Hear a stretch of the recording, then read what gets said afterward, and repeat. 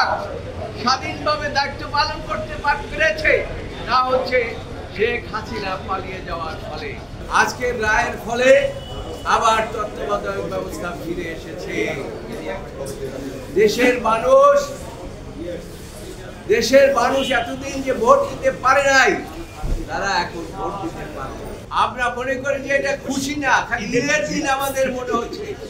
তার কারণ বিএনপি খালি খুশি না, সারা জাতি খুশি। বিএনপি একটা বড় রাজনৈতিক দল, এবং এই রাজনৈতিক দল জনগণের ভোটাধিকারের বাস্তবায়নের জন্য তত্ত্বাবধায়ক সরকার ব্যবস্থা করেছিলেন।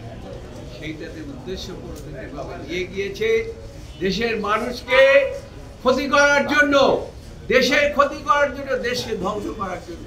সেটা আজকে এই রায়ের মাধ্যমে প্রমাণ হলো। আপনারা জানেন এই রায়ের মাধ্যমে শেখ হাসিনা শুধু পালিয়ে এই যে ব্যবস্থা প্রবর্তন করেছিলেন, শুধু আয়নাগরই বানান নাই, হাজার হাজার লক্ষ লক্ষ মানুষকে তিনি খুন করেছেন। শুধু তাই নয়, লক্ষ লক্ষ মানুষের বিরুদ্ধে মামলা মোকদ্দমা দিয়ে দমিয়ে রাখার চেষ্টা করেছিলেন।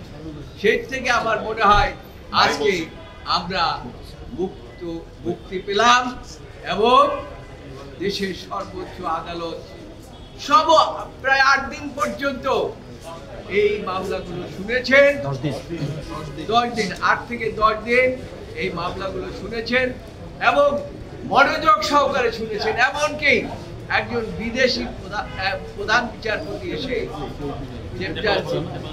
নেপালের প্রধান বিচারপতি এসে এখানে বক্তব্য শুনে গিয়েছেন।